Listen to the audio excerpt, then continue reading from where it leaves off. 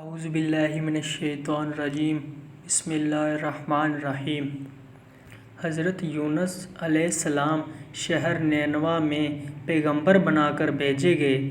آپ لوگوں کو ہدایت کرتے، نیکی کی طرف بلاتے، برے کاموں سے روکتے تھے۔ آپ علیہ السلام قوم سمود کی طرف بھیجے گئے۔ اس قوم کے لوگ بتوں کی پوجا کرتے تھے۔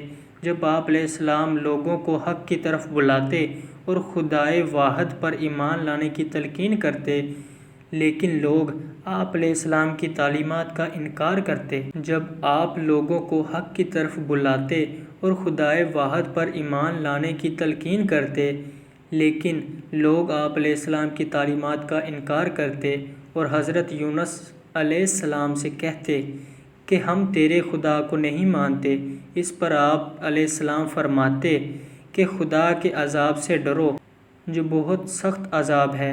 لوگ آپ علیہ السلام کی باتیں سن کر آپ علیہ السلام کا مذاق اڑاتے اور آپ علیہ السلام کی راہ میں رکاوٹیں کھڑی کرتے۔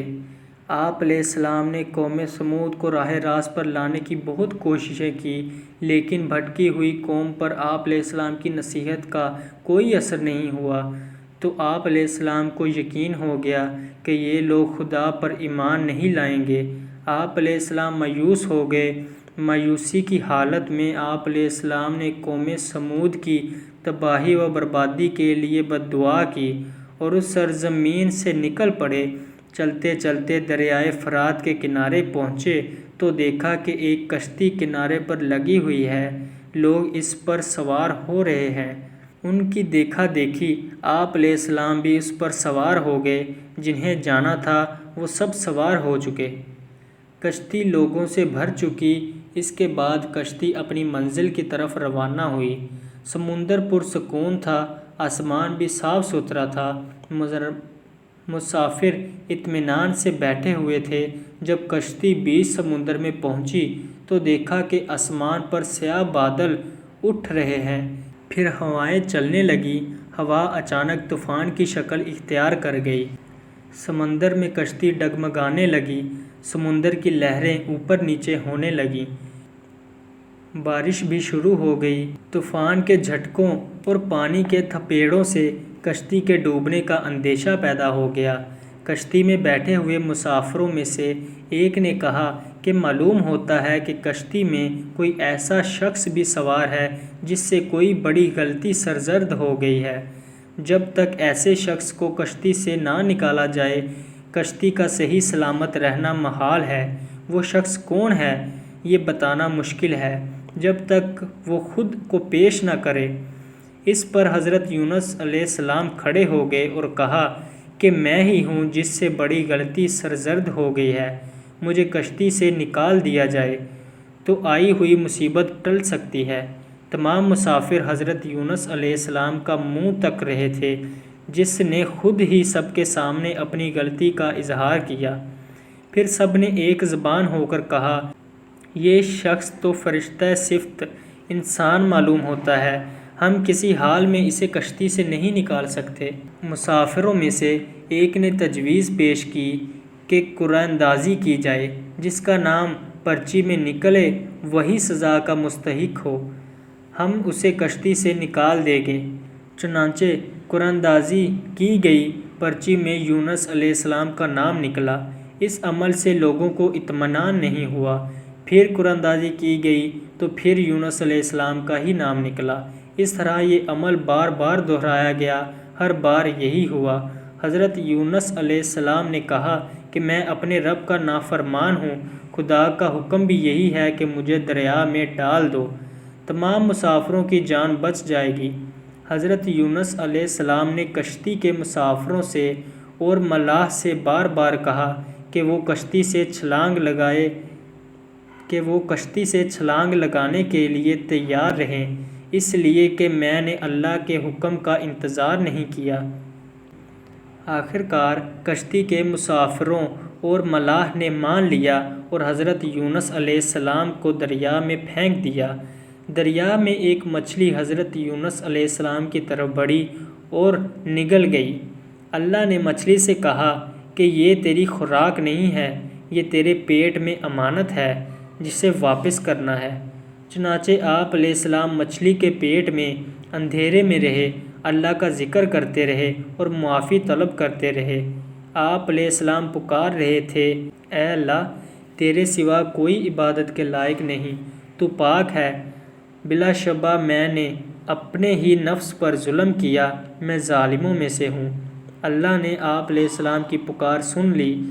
آپ علیہ السلام مچھلی کے پیٹ میں محفوظ رہے۔ مچھلی نے دریا کے کنارے پر اگل دیا۔ جب آپ علیہ السلام مچھلی کے پیٹ سے باہر آئے تو بہت کمزور اور نڈھال تھے۔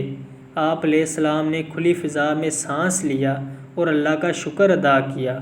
اللہ نے حضرت یونس علیہ السلام سے فرمایا، اگر تو مچھلی کے پیٹ میں میری پاکی بیان نہ کرتا تو نجات حاصل نہ کرتا۔ جس جگہ پر مچھلی نے آپ علیہ السلام کو اگلا تھا وہاں کوئی درخت نہ تھا، نہ کوئی سایہ، دھوپ ہی دھوپ تھی، گرمی بھی نہ قابل برداشت تھی۔ اللہ کے حکم سے وہاں ایک بیل دار پودا اگ گیا، پودے کی بیل سے سایہ آ گیا۔ آپ علیہ السلام سائے تلے بیٹھ گئے اور اللہ کا ذکر کرنے لگے۔ کہا جاتا ہے کہ آپ علیہ السلام کے پاس ایک ہرنی آتی تھی، وہ اپنا دودھ پلا جاتی تھی۔ اللہ تعالیٰ فرماتا ہے، ہم نے بغیر گھاس کی زمین پر ڈال دیا اور وہ بیمار تھا، اور ہم نے بیل دار درخت اگایا اور ہم نے اس کو 1,00,000 آدمی کی طرف بھیجا، بلکہ اس سے بھی زیادہ، پھر وہ لوگ ان پر ایمان لائے۔ ملک نینوا چھوڑ دینے کے بعد آپ علیہ السلام کی قوم آپ کو بہت زیادہ یاد کرنے لگی۔ آپ علیہ السلام کے نکل جانے کے بعد پچھتانے لگی۔ لوگوں نے محسوس کیا کہ آپ اللہ کے نبی تھے اور ہدایت کے لیے آئے تھے۔ لوگوں نے اللہ سے معافی طلب کی اور وہ حضرت یونس علیہ السلام کی آمد کا انتظار کرنے لگے۔ لوگوں نے اقرار کیا کہ ہم اللہ پر ایمان لائے اور اس بات پر بھی کہ یونس علیہ السلام اللہ کے بھیجے ہوئے نبی ہیں، اور آپ علیہ السلام کے لائے ہوئے پیغام پر یقین رکھتے ہیں اور یونس علیہ السلام کی تصدیق کرتے ہیں۔ اور قوم کے لوگ ایک دوسرے سے کہنے لگے کہ اگر حضرت یونس علیہ السلام ہمارے درمیان آ جائیں تو ہم سب ان کی تعظیم کرنے لگیں گے اور ان کے حکم پر عمل کریں گے۔ اللہ نے حضرت یونس علیہ السلام کو حکم دیا کہ وہ قوم کی طرف جائیں اور اللہ کا پیغام سنائیں اور انہیں برائی سے روکیں، نیکی کی طرف بلائیں۔ لوگوں کو آپس میں ایک دوسرے سے اچھا سلوک کرنے کی تلقین کریں۔ چنانچہ اللہ کے حکم پر جب آپ علیہ السلام اپنی قوم کی طرف لوٹ آئے تو قوم نے خوشی و مسرت کا اظہار کیا۔ آپ علیہ السلام کی آمد پر اللہ کا شکر ادا کیا۔